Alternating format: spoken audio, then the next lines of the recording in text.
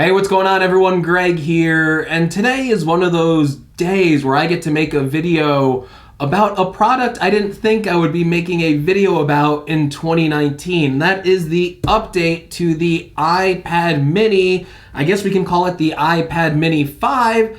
I thought that this product was going to be discontinued, it was going to be dead. I really didn't anticipate that Apple would update it, but here we are. Apple has actually updated the iPad mini, and they kind of put a really respectable chip inside of here, the A12 chip, which is the current chip found on the flagship smartphone, the iPhone XS, and of course the favorite smartphone on this channel, the iPhone XR. And just a brief history lesson for the Greg's Gadgets fans out there, the iPad mini, the original iPad mini, was my first iPad ever. I love that thing. I took it with me everywhere. I even replaced an old clunky PC laptop for college with an iPad mini at the time, and I probably shouldn't have. It definitely wasn't powerful enough at the time, but I love the experience of using that iPad mini. And then in later years, I kind of graduated and went for the bigger iPad models, but now it's back, kind of like an old friend, came to say hello. So let's go ahead and unbox the iPad mini and see what's changed.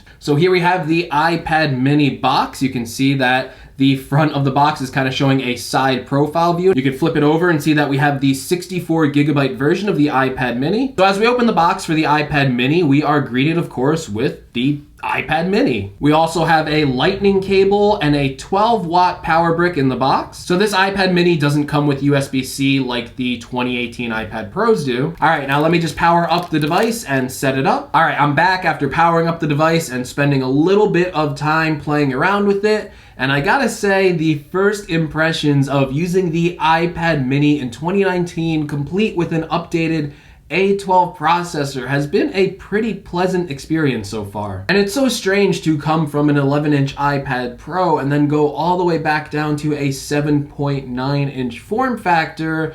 And there hasn't really been any design changes with this iPad mini. If you have owned an iPad mini in the past, it's basically the same exact design. You still have the giant bezels that Apple got rid of with the 2018 iPad Pro, so it still has a chin and a forehead. You can see that the sides of the device, though, are very slim, and it does make it really easy to hold one-handed. If you flip over the device, you can see that we have a camera on the back of it. And what's nice about the iPad mini and the new iPad Air is that these don't have camera bumps. Now, what's bad about that is that these are old 8 megapixel cameras inside of the mini and the new Air. So if you like taking pictures with your iPad, and having the iPad mini in this smaller form factor would make it a little bit better for taking pictures or video, you're going to be disappointed, especially with video. This thing only records at 1080p and can't do 4K video like the modern iPad Pros or basically any modern flagship smartphone. Of course, we also have the Touch ID sensor on the front, so you don't have Face ID like the new iPad Pros and of course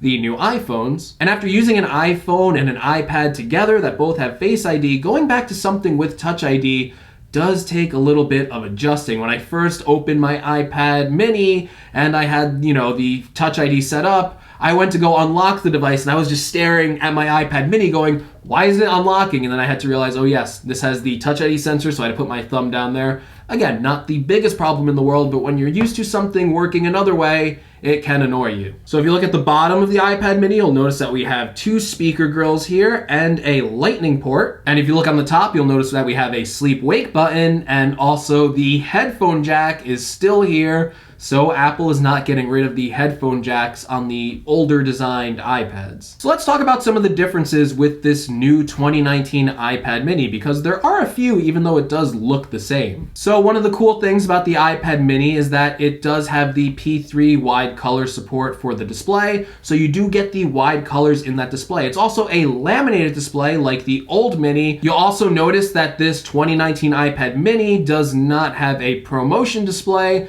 so it's still just running at the regular 60 Hz display. Another difference with this iPad mini is that it has a True Tone display for the first time. That is a really welcome addition for me because I think what I would use an iPad mini a lot for is reading a lot of books and website articles, and I really do like the effect that True Tone has, and it makes reading a lot more comfortable on my eyes. So I've been setting everything up, and everything so far has been pretty fluid. Every interaction I'm having with the Mini is really fast and snappy, and that's kind of a given. It has the latest smartphone processor inside of it, and I'm really glad that Apple decided to ship this thing with an A12. In fact, let's take the time to run a quick Geekbench test to see what kind of scores we're getting out of this. And you can see on the Geekbench, we're getting a 4,817 on the single core score and an 11,469 on the multi-core score. And just for reference, that means that this little iPad mini retailing for $400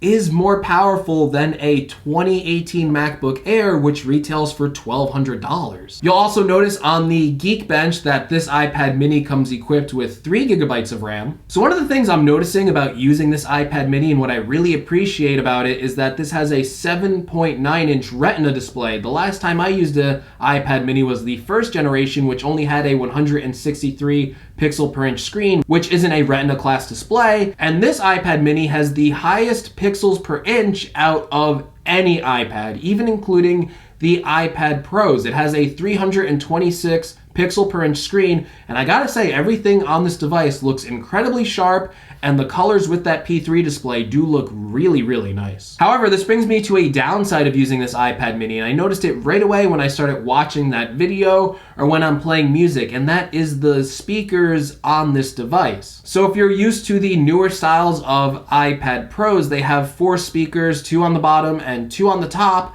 and that gives you a much fuller and richer sound than the just regular 2 speakers on the bottom of this iPad mini. I think the biggest strength to the iPad mini is just the form factor of it. Holding this in your hands feels a lot better than any of the other iPads out there, and that's just because it is a very thin and a very light device. It's very easy to hold one hand, it's very easy to carry around, walk around with it, read something. So one of the things that I think would concern me with the new iPad mini is how it handles multitasking on iOS 12. With a 7.9-inch screen, how is this going to handle 2 windows side by side and then also that third popover window? And honestly, this was a little bit surprising to me. So you can see that I'm starting to multitask with the iPad mini, and then I'm putting 2 windows side by side. And I gotta say, it looks pretty decent even on this smaller 7.9-inch screen. I really wasn't expecting it to look good at all, but this is workable. I can still read the text even though the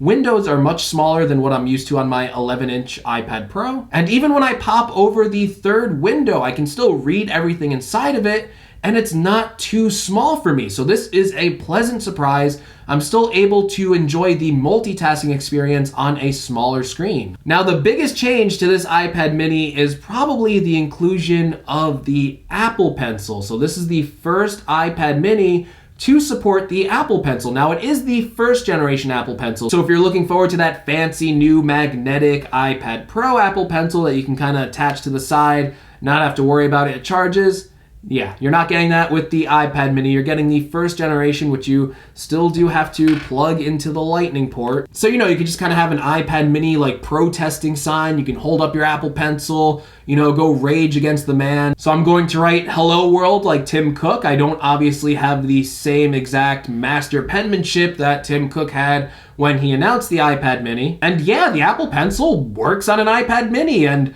honestly, I think this form factor might be really cool to just carry around and take digital notes with. The form factor is incredibly small, so you can definitely just take it with you anywhere and then write anytime you want to. I think this is going to be really appealing for a lot of people. Now, I don't think that artists are going to really enjoy using such a small screen, but again, just for taking handwritten notes, this thing's gonna be pretty cool. Okay, and that's gonna do it for this video. Again, this isn't a full review of the iPad mini 4. I'm still going to do a more in-depth full review using it for longer than just a day. But I gotta say, first impressions are very strong so far. I forgot how much I enjoyed using an iPad with this 7.9-inch form factor. The screen looks great on it. The performance on it with that A12 chip is amazing.